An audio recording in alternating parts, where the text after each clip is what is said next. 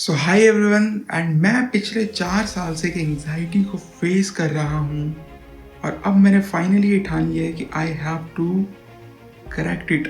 मैं उसको ठीक करके रहूँगा हर हाल में। और पिछले 2 महीने से मैंने इसके ऊपर काम करना शुरू कर दिया है एंड मेरे को बहुत प्रॉब्लम आई है इसके अंदर। और सारी की सारी प्रॉब्लम जो मेरे को आई है मैं आपके साथ में शेयर करूँगा, क्या प्रॉब्लम आई, फिर मैंने उसको कैसे ठीक किया। और अब मैं आपको आगे बताने वाला हूँ कि मैं क्या क्या कर रहा हूँ उसको ठीक करने के लिए। तो आप मेरे साथ में बने रहिए अंत तक और देखते रहिए कि मैं क्या क्या स्टेप्स ले रहा हूँ। और आप में से भी कई लोगों को स्ट्रेस, एंग्जाइटी, डिप्रेशन ये सब चीज़ें होंगी, तो आप प्लीज़ इन सब वीडियोस को देखिए और आप समझिए कि यार हम अपनी एंग्जाइटी को कैसे। It's 5 AM in the morning and I'm going for meditation. I will be doing it for at least 2 hours. और उसके बाद हम देखने वाले हैं कि मेडिटेशन से क्या फ़र्क पड़ा एंग्जाइटी के अंदर। मेडिटेशन क्या करती है, क्या उसका रोल है एंग्जाइटी के अंदर, वो किस तरीके से हेल्प करती है, तो वो अभी हम देखने वाले हैं। और मैं फिर मिलूँगा आपसे 2 घंटे बाद और उसके बाद भी हम बहुत सारी एक्टिविटीज़ करेंगे एंड मैं आपको बताऊँगा कि हर एक एक्टिविटी का क्या रोल रहा मेरे एंग्जाइटी को ठीक करने में। Let's go.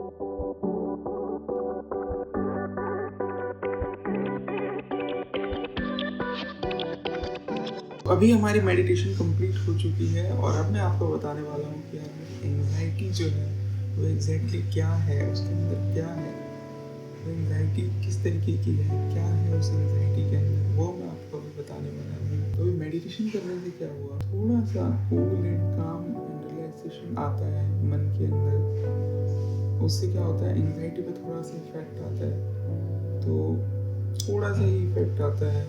तो इसीलिए मैंने मेडिटेशन का टाइम बढ़ा रखा है, यानी कि 2 घंटा कर रखा है मेडिटेशन का टाइम इस वजह से। तो मेरी नॉर्मल मेडिटेशन नहीं है, सिंपल मेडिटेशन है। इसमें मैं क्या करता हूँ, खुद से ही बात करता हूँ। सेल्फ टॉक करना बहुत ज़रूरी है। तो सेल्फ टॉक करता हूँ और अपने आप को अंदर से ही कहता हूँ कि हाँ मैं इसको ठीक कर सकता हूँ, हाँ I am capable of correcting it, I am capable of treating it, I am capable of doing it very good. I will make it right. I will make it correct. तो ये मैं कॉन्फिडेंस लेकर के आता हूँ, self talk करता हूँ खुद से, ताकि मैं उस एंग्जाइटी को ख़त्म कर सकूँ। तो ये मैंने किया। तो एंग्जाइटी ये है कि मेरे अंदर हैप्पी हॉर्मोन्स रिलीज नहीं हो पा रहे हैं। बार बार अनकम्फर्ट, अनईजीनेस, लो कॉन्फिडेंस और बार बार सोचते रहना, ओवर थिंकिंग, तो ये प्रॉब्लम आ रही है मेरे को। और ऐसा इसलिए हो रहा है क्योंकि इसका एक रूट कॉज क्या है, जो मेडिटेशन करते करते, सेल्फ टॉक करते करते मैंने देखा कि यार मेरे को ना, जब भी मैं कोई मेरे जैसे अंदर कोई इम्प्रूवमेंट का थॉट आता है मेरे अंदर कि हाँ यार ये मैं चीज़ करूँगा ना अगर, तो मेरे अंदर ये इम्प्रूवमेंट हो जाएगी, मज़ा आ जाएगा उससे, तो वहीं पे एंग्जाइटी आ जाती है। वहीं पर ही वो केमिकल रिलीज हो जाते हैं कि नहीं नहीं नहीं नहीं नहीं नहीं, नहीं कुछ गलत हो रहा है, कुछ गलत हो रहा है। माइंड एक अलर्टनेस मोड में चल जाता है कि नहीं नहीं नहीं नहीं नहीं, मैं कैसे इम्प्रूवमेंट कर सकता हूँ। तो शायद इसकी वजह हो मेरी चाइल्डहुड के अंदर, क्योंकि चाइल्डहुड में मेरे साथ तो बहुत बुरे ट्रॉमास हुए, जहाँ पर मेरे को बार बार बताया जाता था कि तेरी बस की कुछ नहीं है, तू कुछ नहीं कर सकता। तो शायद वो चीज़ मेरे अंदर बैठ गई है बहुत ज़्यादा। और जब भी मेरे अंदर कोई इम्प्रूवमेंट का थॉट आता है, तो वैसे ही ब्रेन बिल्कुल अलर्ट मोड में आ जाता है, एंग्जाइटी क्रिएट हो जाती है, एकदम से बॉडी के अंदर पेन क्रिएट हो जाता है यहाँ पर, और पूरी बॉडी बिल्कुल एकदम हाईजैक हो जाती है एंड इट जस्ट, फिर मैं उस एक्टिविटी पे कंसंट्रेट कर ही नहीं पाता क्योंकि पूरी बॉडी के अंदर एक पेन हो रहा होता है।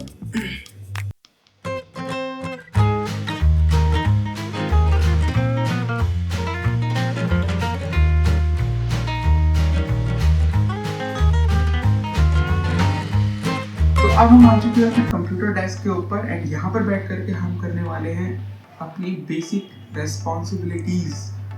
जैसे एज अ स्टूडेंट मेरी रिस्पॉन्सिबिलिटी अभी मेरे को पढ़ना है यहाँ पर बैठ करके, तो अभी यहाँ पर बैठ करके पढ़ने वाले हैं। लेकिन पढ़ेंगे कैसे? पढ़ने से पहले तो भाई मेरे को एंग्जाइटी है, एंग्जाइटी ट्रिगर करेगी, एंग्जाइटी जैसे ट्रिगर करेगी तो हम उठ करके चले जाएंगे, पढ़ नहीं पाएंगे, पूरी बॉडी में पेन क्रिएट करेगी।